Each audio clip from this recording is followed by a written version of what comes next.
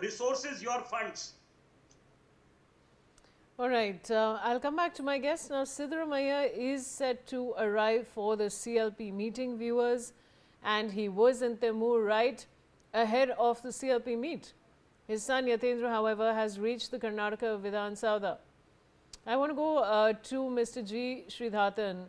Mr. Sridhatan, finally, as Karnataka enters a new phase of leadership, what should be the immediate priorities of the incoming Chief Minister? Because what's important is actually what translates on the ground.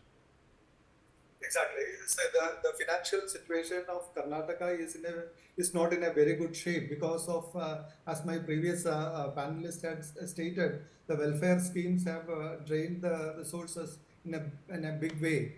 So the first and foremost focus should be on keeping the development part of that, the governance intact, and also the infrastructure and other things are also has not progressed the way it should have been.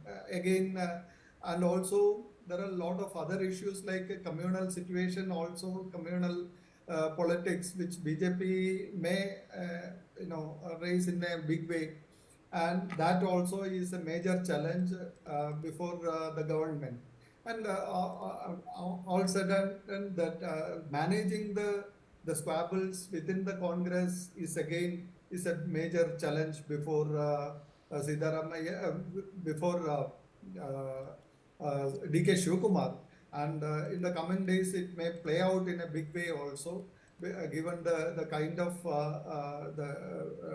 emergence of power centers and all that, and also caste combinations and caste power lobbies also will play a major role in the coming days. That is what I feel. I'll come back to my guest. Now, sources to Newsx have revealed the names of some of the cabinet ministers under the DK Shivkumar government. According to sources, MB Patil, G. Parmeshwara, KG George, Priyank Kharge, Yatendra Siddaramaiah, KB Gowda, Lakshmi Hebalkar, B. Suresh and Santosh Lad will be joining the Karnataka cabinet. Mr.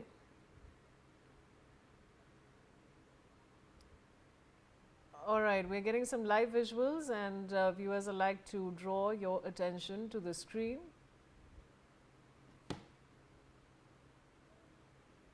Visuals of Siddaramaiah arriving there that you can see on your screen at the moment. These are live shots coming in, viewers. And now I'd like to go across to Mr. Mayappan. Mr. Mayappan, we have now the names of some of the cabinet ministers under the DK Shivkumar government. But I also want to address the same question with you that, with the new leadership coming in, what should be the priority of the incoming chief minister? See, I think I'm going to be in sync with the other speakers as well. The larger issue for the state is finances, the state's debt and its ability to fund all its policy requirements, and also at the same time provide for the state's development and progress. But while I speak of that, I'm going to be talking about other smaller governance issues. I've been constantly raising issues about how there is a large divide between the urban Karnataka and the rural Karnataka. So that decentralized funding for rural Karnataka and their ability to grow is something that's required. Something that I've been dealing with in courts as well. A smaller town and village like Kollur has multiple projects, but there's no funding and the projects are not maintained properly. And you take places like Udupi, there is some funding available, but the project management is an issue. But whereas you take the same for Bengaluru, there's substantial fund flow that is continuing to be there, but still you don't see relief that's happening. And now independently, another issue, given the larger weather that we're dealing with, El Nino and the Super El Nino that we've been looking at. Kaveri river water is a major concern for Tamil Nadu and Karnataka.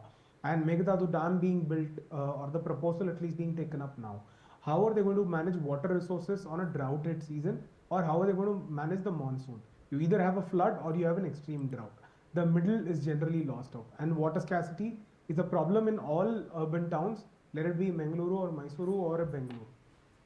So how are they going to handle these things? And another major issue that comes up is with regards to transport problems that day to day that the public face in urban centers.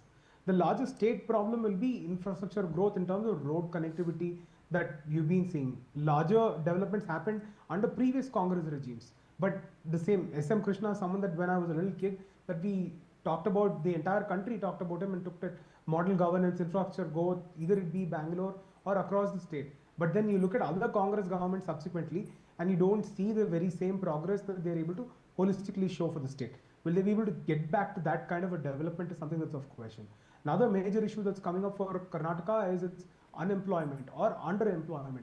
People who are qualified, who go to schools and universities in Karnataka, not being able to be placed at good jobs or not being able to start their entrepreneurial journey for lack of funds or lack of support system from the very same cooperative banks and NBFCs that the Karnataka government runs. I'm not even talking about third party and private funds, but let us look at these own state funds that are not able to provide them. There are central programs that are available, but that can only substantially solve the problem of a few people.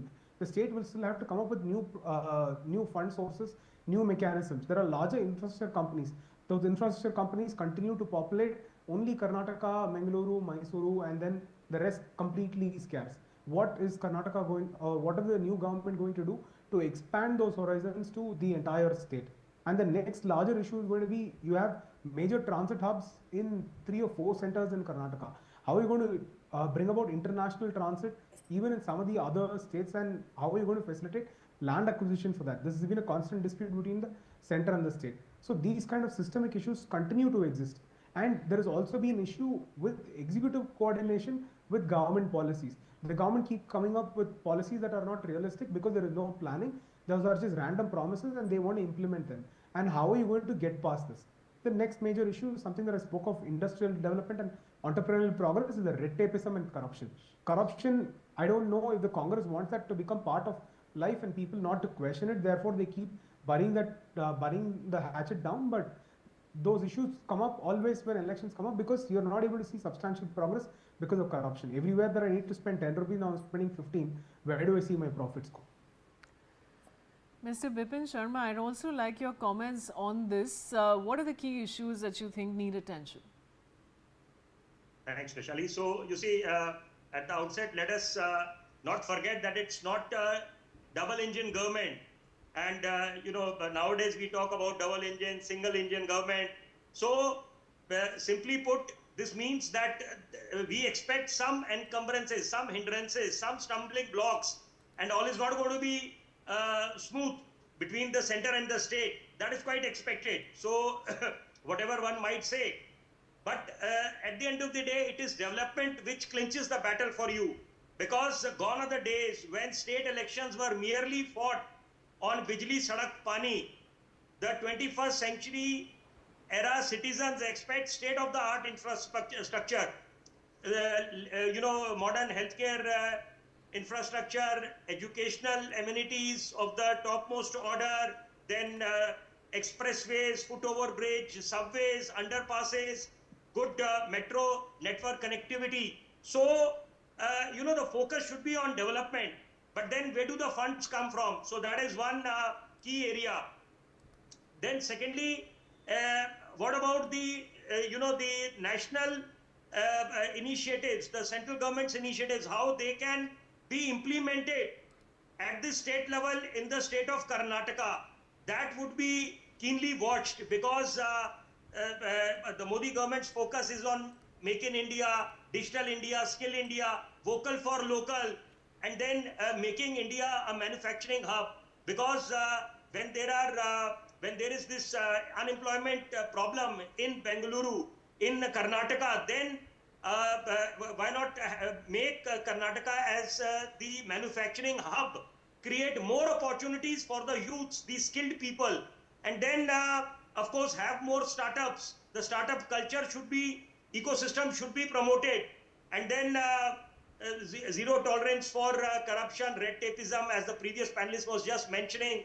But then I think at the end of the day, because again, we cannot deny that we are living in this era when you have to indulge in freebie culture and then also leave no stone unturned in ensuring that development actually happens. It should be there, visible on ground zero, and not just merely remain as a rhetoric. So I think these 2 years are going to be very critical for Congress party, because at the end of the day, winning or losing is part of the festival of democracy. But then it will make a huge difference to the morale of Congress and their cadre especially, because these back-to-back victories for BJP has done no good to Congress.